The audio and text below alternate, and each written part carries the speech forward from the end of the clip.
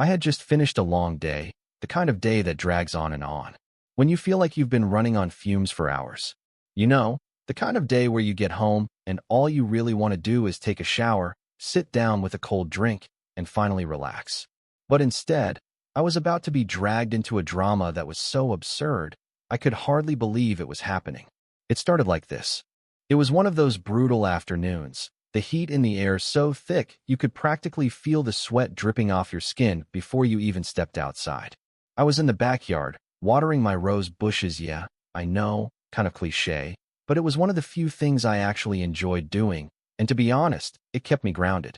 The HOA, always lurking like a shadow, had made it clear that this was one of the only active VY ties allowed in our little suburban bubble that didn't come with a violation letter. I wasn't about to risk it over something as silly as mowing my lawn.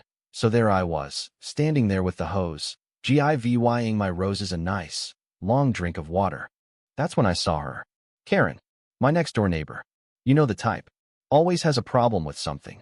Always ready to stir up some kind of nonsense. She waddled over to my yard, her hips swaying in that way that made it look like she was on some kind of royal inspection. And in that moment, I knew this wasn't going to end well.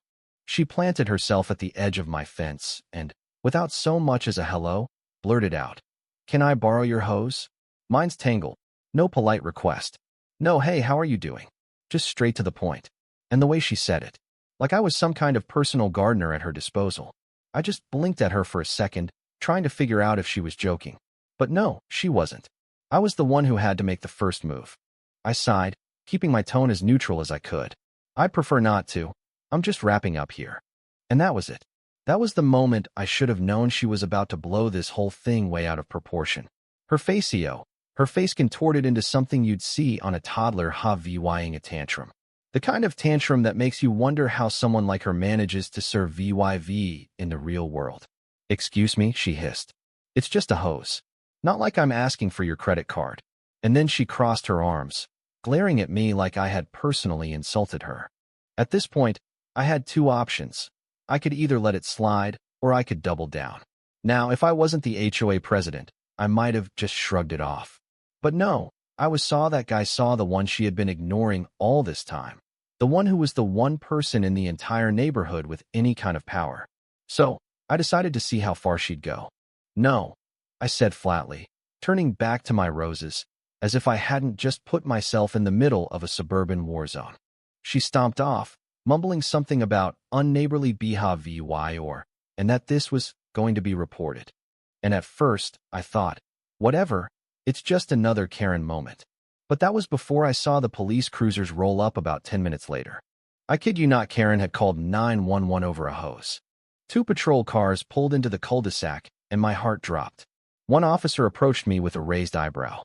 "Sir, we received a call about a possible altercation involving a hose." I couldn't help it. I almost snorted.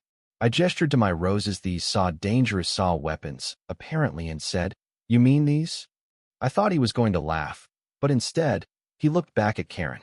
She was standing there with a crowd of neighbors gathered around, practically giving her a standing ovation as she dramatically explained how I had refused to assist her during a residential emergency. "I felt threatened," she said, clutching her iced coffee like it was a life raft. "He was aggressive with the nozzle." The officer blinked, clearly restraining a sigh. "Ma'am, not lending someone a garden hose is not a criminal offense." That's when I decided to reveal my little secret. "Actually," I said, stepping forward and making sure Karen could hear, "I'm the president of the HOA. And if there's any violation of the spirit of the community, it's calling 911 over a hose."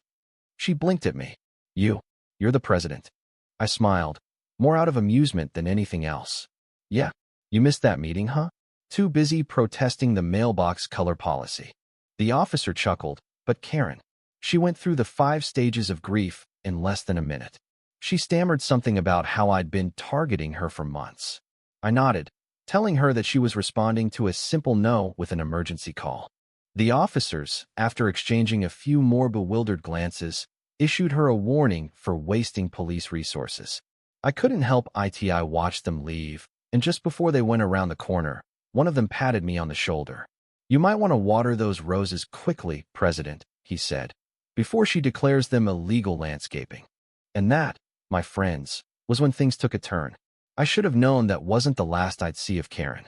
No, Karen didn't get mad, she got creative, petty, and incredibly vindictive. It started just 2 days after the hose incident. I was sitting at my desk, drafting an HOA email about driveway pressure washing guidelines when I saw the notification. Karen had submitted a proposal for a bylaw addendum. Naturally, I opened it, thinking it was some joke. But when I saw what she was proposing, I almost spit out my coffee. A 6-page manifesto titled Restoring Moral Decency and Lawn Uniformity. A Karen plan. I kid you not. She wanted to ban flamingo statues, gnomes, and any uniquely designed flower beds.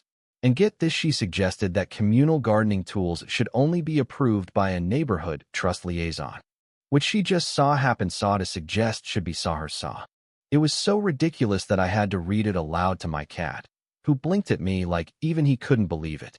She had the audacity to send it to the entire HOA board too, calling herself the interim policy consultant.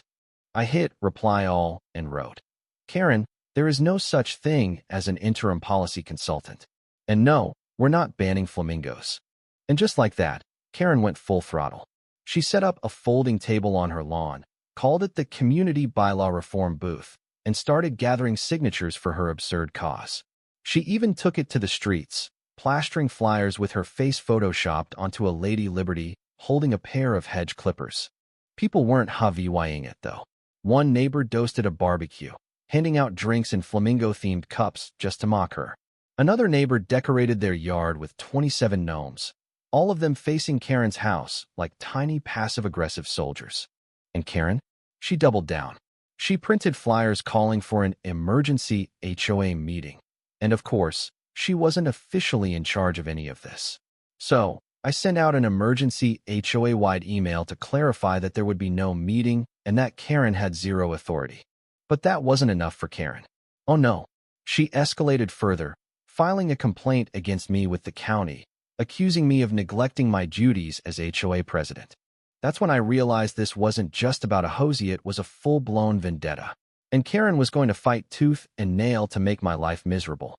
The next few weeks were a roller coaster of absurdity, but I'll tell you this, nothing would ever be the same after that. The truth was, I had no idea just how far Karen would go. And frankly, I didn't care anymore. I wasn't about to let her drag me through the mud. Not while I had the full backing of the neighborhood. It was game on. So, when things inevitably reached a boiling point, Karen didn't just face public humiliation. She faced something a whole lot worse. A reckoning. A legal one. A social one.